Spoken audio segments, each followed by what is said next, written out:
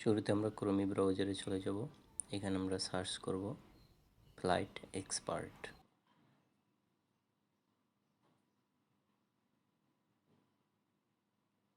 আমরা flight expert লিখে এখানে সার্চ করব ক্রোমি ব্রাউজারে। প্রথমেই চলে আসছে www.flightexpert.com। আমরা ফ্লাইট এক্সপার্টে চলে যাব। চলে আসলাম ফ্লাইট এক্সপার্টে নতুন একটি ইন্টারফেসে।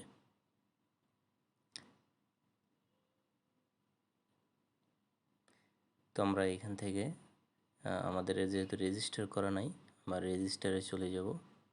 এখান থেকে আমরা রেজিস্টার করে নেব।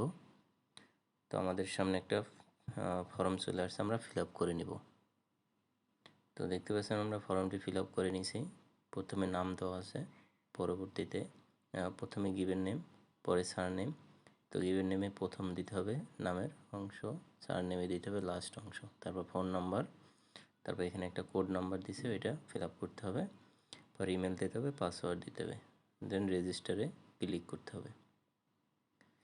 তো আমরা রেজিস্টার ক্লিক করলাম, সাকসেসফুল চলে আসছে।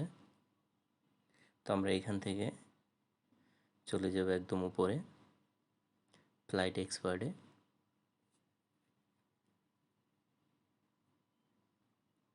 একদম উপরে বাম সাইডে দেখেন ফ্লাইট এক্সপার্ট। আমাদের রেজিস্ট্রেশন হওয়ার পরে আমরা ফ্লাইট এক্সপার্টে চলে আসলাম। পরে এইখান থেকে আমি সিলেক্ট করব ঢাকা। ঢাকা দেওয়ার পরে ঢাকার ডিটেলস চলে আসছে। দেন আমরা চলে যাব এখান থেকে লিখব কক্সবাজার। কক্সবাজার দেওয়ার পর আমরা ডেটটা সিলেক্ট করব, আজকের ডেট দিলাম। তো অ্যাডাল্ট একজন, চিলড্রেন নাই। তো মনে রাখবেন এখানে দেওয়া আছে 2 বছরের নিচে আপনার টিকিটটা কাটতে হবে না, বাচ্চার জন্য 2 বছরের ঊর্ধ্বে কাটতে হবে।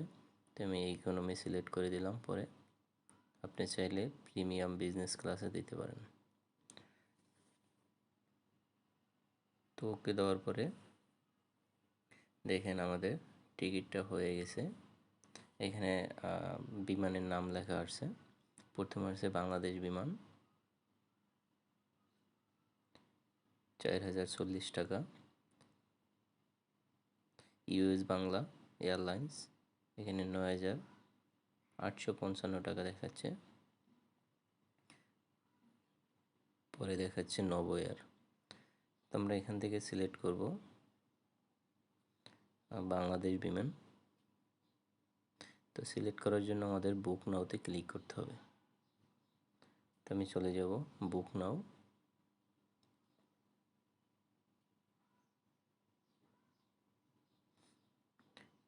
চলে আসার পরে নতুন আরেকটি ইন্টারফেস চলে আসছে। আমরা একটু নিচে যাব, এখানে এটা ফিল আপ করে দিব। মনে রাখবেন স্টার চিহ্ন, লাল স্টার চিহ্ন যে নামের সামনে, ওইগুলো অবশ্যই আপনার ফিল আপ করতে হবে। তো এখানে অলরেডি আমার নাম চলে আসছে। তো এখানে ডেট অফ বার্থটা দিতে হবে।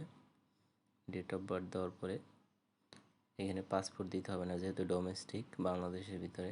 কান্ট্রিটা দেওয়াই আছে বাংলাদেশ।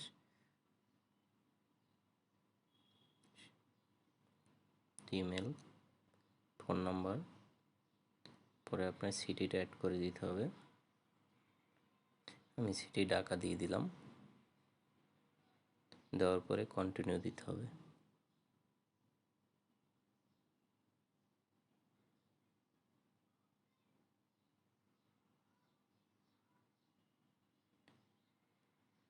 কন্টিনিউ দেওয়ার পরে দেখতে পাচ্ছেন আমার ডিটেলস চলে আসছে। এখান থেকে পেমেন্ট অপশন চলে আসছে। আমি এখান থেকে পেমেন্ট করব, যদি বিকাশে করি অথবা কার্ডে করি ওইটা সিলেক্ট করতে হবে। আমরা নিচে চলে যাব, এখানে টার্মস অ্যান্ড কন্ডিশন দেওয়া আছে, এইখানে টিক মার্ক দিতে হবে।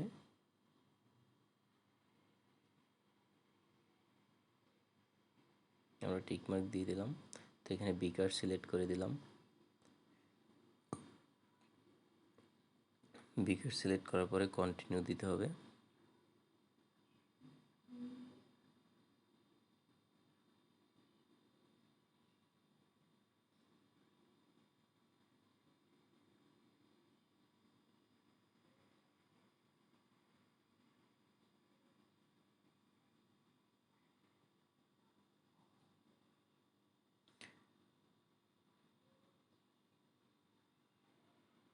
আমি কন্টিনিউ দিয়ে দিলাম। এখন দেখতে পাচ্ছেন এখানে অপশন আসছে পে উইথ বিকাশ। আমরা ক্লিক করব পে উইথ বিকাশ। বিকাশে পে করব যেহেতু, তো আমরা এখানে ক্লিক করব।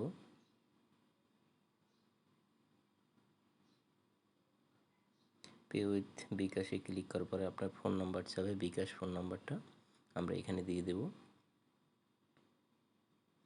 বিকাশে ফোন নাম্বারটা দেওয়ার পরে কনফার্ম করতে হবে। আমি ফোন নাম্বারটা দিয়ে দিলাম। তো এখান থেকে আপনার কনফার্ম করতে হবে। কনফার্ম করলে একটা আপনার ফোন নাম্বারে কোড যাবে, কোডটা আপনার এখানে দিতে হবে। কোড দেওয়ার পরে আবার কনফার্ম করতে হবে। কনফার্ম করার পরে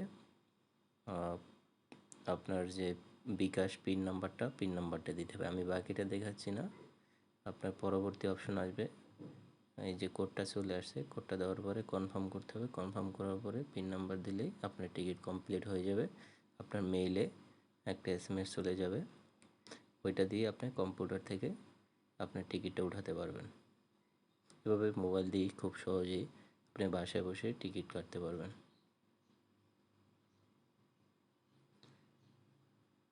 আজকে পর্যন্তই।